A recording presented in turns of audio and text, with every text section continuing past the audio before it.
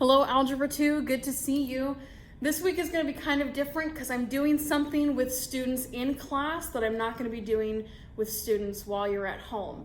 So if you're in class, we're doing something different. You should not be watching this if you're in class, so.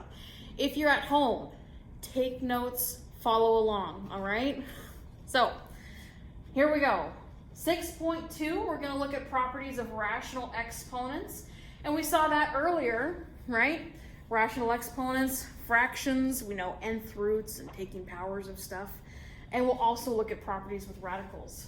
We've got a learning target there, so get yourself a title, get yourself a learning target. We're going to specifically look at simplifying expressions with these rational exponents and radicals. Pause if you need to. All right. You shouldn't have to write all of this down because it should be somewhere in your notebook, but if you missed that day, I don't know, you may want to get a note of all of these. These are your exponent rules. The product rule, for example, if you have the same base being multiplied, what you're going to do is you're going to have that same base, but you're going to add your exponents, all right? So again, if you're multiplying those, you add your exponents.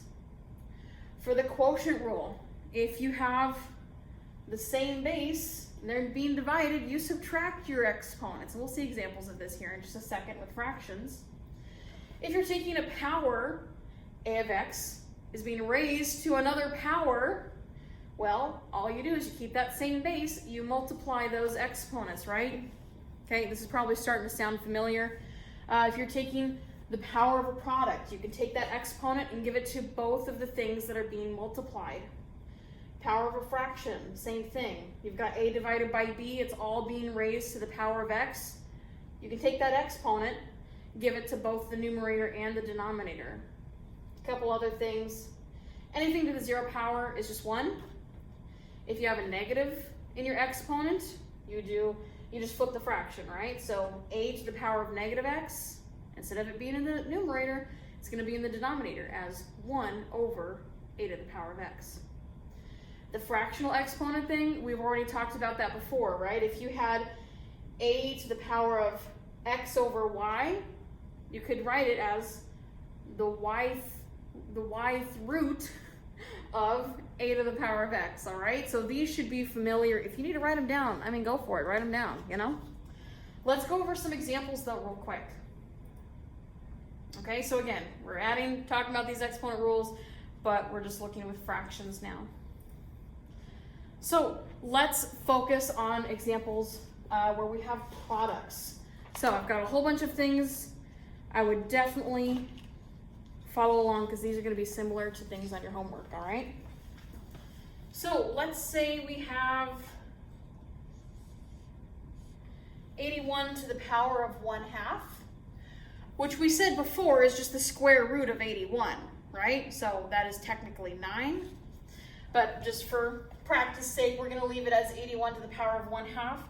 It's being multiplied by 81 to the power of 3/4. So again, what do when you have the same base, but you're multiplying these guys? Add your exponents. So this is really, I think I'm going to go down actually. This is really 81 to the power of 1/2 plus 3/4. All right, let's keep simplifying. We can add fractions.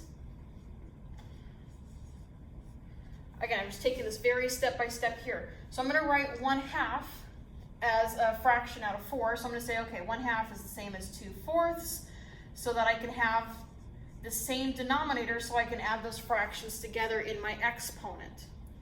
All right, so I just changed that one here. So 81 to the power of 5/4.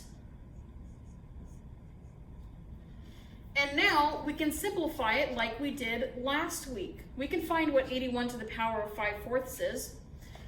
And I'm going to bring it over here. I'm going to write this as the 4th root of 81 being raised to the 5th power, right? 4th root because 4 is in the denominator of our exponent. It's being raised to the 5th power because 5 is in the numerator of our exponent. 4th root of 81, you can use your calculator. It's 3. So now I have 3 raised to the 5th power, which is 243.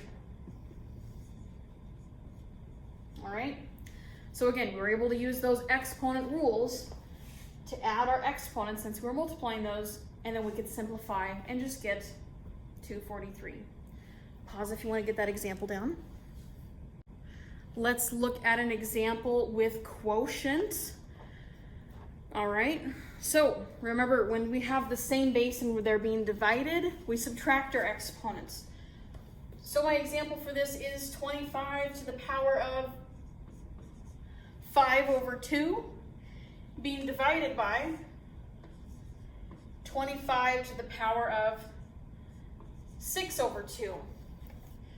So let's simplify this down. We have the same base, 25 and 25, different exponents, so we're going to subtract our exponents.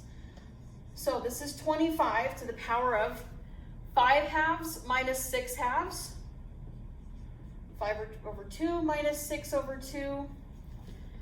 Okay, subtract those fractions. It's just 25 to the power of -1/2. Okay, I know that 1/2 is really just saying square root, right? Let's take care of that negative first.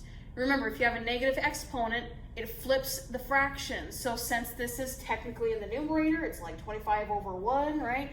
Let's put it in the denominator. So putting that in the denominator means 1 over 25 to the power of 1/2. Now we can take that square root because we know, again, that power of 1/2 is square root. So it's really 1 over the square root of 25, which is just 1 over 5. All right? Pause if you need to get that example down.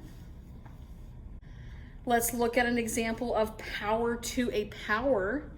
So let's say we have, again, we're working with our fraction exponents, those rational exponents. Let's say that we have 4 to the power of 3 over 2. And then that is being raised to the power of 4 over 3, let's say.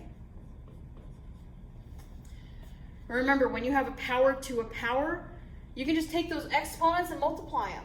So really, this is saying 4 to the power of 3 over 2 multiplied by 4 over 3. Remember, when you multiply fractions, you just multiply straight across.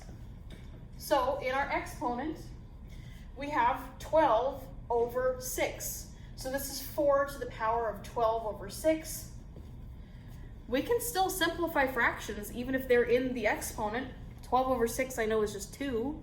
So this is really 4 to the power of 2. It's 4 squared, which I know is 16. Pause to get that example down. All right, let's start with power of a product. Again, we're taking something and multiplying it and then raising it to the power. I've got 4 times 25 being raised to the power of 1/2. Now, I know just from looking at this right now, I can say, hey, 4 times 25 is 100. Power of 1/2 is square root, so the square root of 100 is 10, right? We're going to do the long process anyway, but we know our answer in the end should be 10. So let's take that exponent, according to that rule, power of a product. You can take that exponent and give it to both of the terms being multiplied.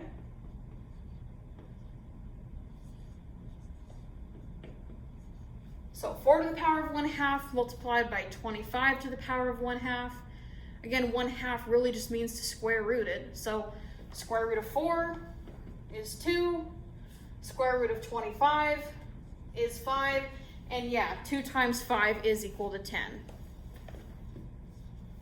Very good, very good. All right, one of the last ones here that we'll look at with our fraction exponents is power of a quotient. All right, so if you're taking something that's being divided, my example is 81 over 16. That's being raised to the power of 3/4. Again, you can just take that exponent, give it to both the numerator and the denominator. So this could turn into 81 to the power of 3/4 over 16 to the power of 3/4. Okay, I should be able to simplify that. So I'm going to write this as, again, just noticing that exponent here, we've got raised to the 3rd power and also take the 4th root. So I'm going to take the 4th root first because I know I can take the 4th root of 81 and 16 very nicely. So I'm going to write the numerator as the 4th root of 81, and then I'm bring all that to the power of 3. I'll do the same thing with the denominator. The 4th root of 16, raise that all to the power of 3. Okay, well the 4th root of 81 is just 3. So I have 3 cubed in the numerator. In the denominator, 4th root of 16 is just 2, so I have 2 cubed in the denominator. 3 cubed is 27, 2 cubed is 8. Dividing those, and we can say it's about 3.375 if we wanted an exact number, all right? So you can simplify it to 27 over 8 or 3.375. Pause if you need to. We're going to jump into simplifying some expressions with variables now. You may want a little subheading, simplifying with variables. Let's take a look at a couple, just so you're not freaked out when you get to the homework.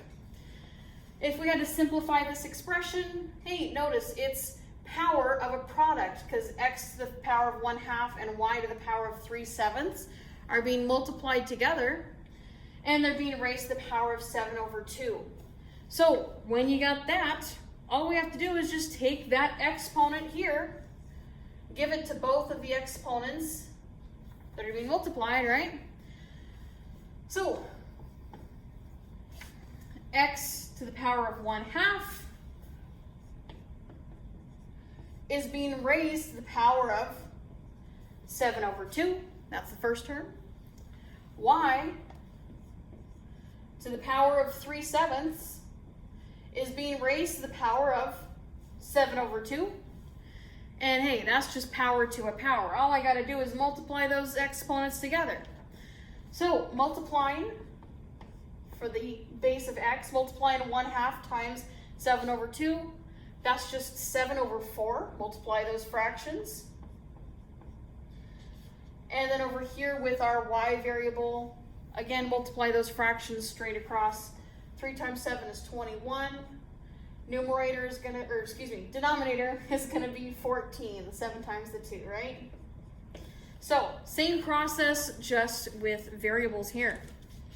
Let's look at a couple more examples.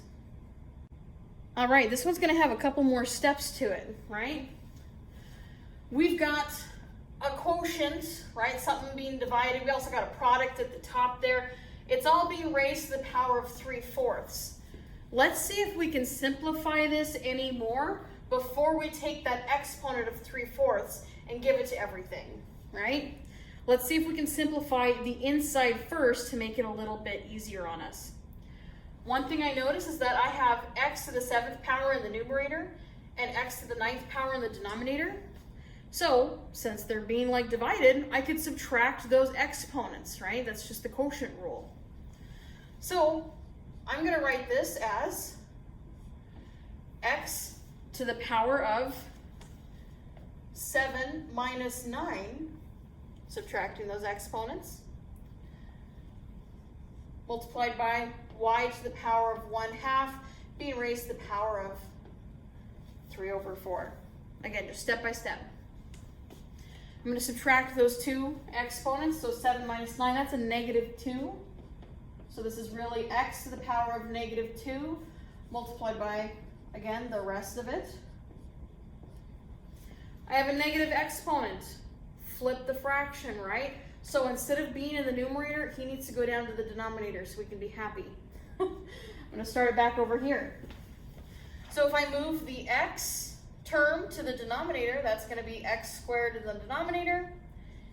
In the numerator, I have y to the power of 1/2 still. all being raised to the power of 3/4. I think I've simplified it enough, so now I can give that oops, that should be 3/4. I can now give that exponent to everything here. So I'm just going to multiply it, right? Y to the power of 1/2. That power of 1/2 is going to be multiplied by 3/4. So this is really going to turn into y to the power of 3/8. Again, just multiplying those fractions together. In the denominator, x to the power of 2 times 3/4 is just 6/4. And then if you wanted to, we could even simplify that fraction 6/4, right? So simplifying that fraction 6/4 gives us x to the power of 3/2. A lot of steps there, a lot of rules that we used, but it's a little nicer to look at that instead of this, right? Pause if you need to. So the last couple examples that we saw were all simplifying expressions with rational exponents. Now, that other word that we talked about, radicals, that's when you have a root. So let's look about how we could simplify expressions with radicals. And I love doing these. These are so fun. I'm not being sarcastic either. So we have the square root, and I'm going to remind myself that when we don't have a number here, it's just the square root because it's so common, right? We drop the 2. We always know we're talking about the square root. So I'm just going to put a 2 there just to remind ourselves. And what you're going to do to simplify the expression, we've done this a little bit before when we rationalize the denominator, is we have to see if we can take the square root of 18. Now, we can't take the square root of 18, nice, but let's list out all of its factors. So I know that 18 can be broken down into 2 times 9. And hey, I know that I can take the square root of 9, right? We're taking the square root. I can take the square root of 9 because it's 3 times 3. That's a group of 2 that can get out of jail. This should start to sound kind of familiar, right? We're finding groups of 2 so that we can bring them out of the radical. We can do the same thing with our variables here. I'm going to break x to the 5th power. It's going to break it down as x times x times x times x times x, right? 5 of them being multiplied together. We're taking the square root. So find groups of 2 to bring them out of the radical. There's a group of 2 here, and there's a group of 2 here. So far, we can bring a 3, an x, and an x out of the radical. What's left is the 2 and the x here. Let's do the same thing with the y to the 6th power. Well, you have 6 of them, so you should have 3 groups of 2. We can write it out if that would be helpful too. Y times y times y times y times y. 2, 3, 4. What is it? 5, 6. All right, find groups of 2. There's 1 group, 2 groups, 3 groups, right? Looking at the z, no groups of 2 with the z. There's just one of them, right? So to simplify this radical, all of your groups of 2 come outside of the radical. So I brought a 3 out. I can bring 2 x's out of the radical, so x squared. And I can bring 3 y's, so y to the 3rd power. What's left inside? The lonely 2 from here, from part of that 18, right? An x is left inside, and also the z. All right? Again, basically all you're doing is looking for groups of 2, since we're taking the square root, in order to bring them out of the radical to simplify. Pause if you need to. All right, let's look at another one of these, simplifying our radicals. We're taking the cubed root of all of this. So in the last example, we had to look for groups of 2. We're taking the cubed root, so we need to look for groups of 3 in order to get out of jail, right? So just from here right now, I'm going to take this cubed root. I'm going to break it up on the numerator and denominator. We know we can do that. We've seen that before. So the cubed root of 54 times x cubed times y to the 5th power over the cubed root of 64. Let's continue to simplify. I know the cubed root of 64 is 4, and you can plug that into your calculator. So in the denominator is 4, and now we just have to simplify the numerator. That cubed root of 54 times x cubed times y to the 5th power. I'm going to make a little side note here. I'm going to rewrite it. Cubed root of 54 times x cubed times y to the 5th power. Let's do the same thing. Let's start breaking this down and see if we can find groups of 3. So 54 can be written as 2 times 27. 27, that's a cubed root, right? I know that 27 is 3 times 3 times 3. I also know we can say, okay, 3 times 9 is 27, and I can break 9 down into 2 more 3s. So there we see a group of 3s, right? What about these x's here? X cubed, I can break it down into x times x times x. There's a group of 3. I'm going to highlight those 3's there. There's a group of 3. The y to the 5th power, y times y times y times y times y. Well, there's a group of 3 and there's 2 left over, right? So now we can start to simplify this radical here and say, what can we bring out? We can bring out a 3, an x, and a y. Okay, what was left inside of the cubed root? What was left inside? A 2 and 2 y's. So 2y squared being divided by, again, that 4 from the denominator. All right, this is one of my last examples here. We have the 5th root of 96 times x to the 10th power times y to the 7th power. Let's start to break this down into groups of 5 so we can see what can come out of the radical. You can write 96 as 2 times 48.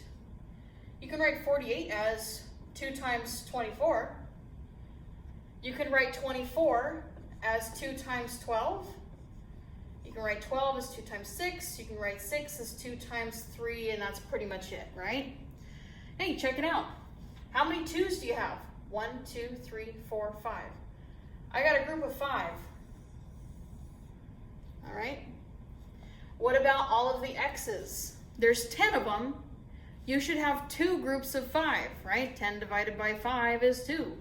So if again, I'll just draw it all out. Why not? 2, 3, 4, 5, 6, 7, 8. How many groups of 5 do you have? There's one group of 5.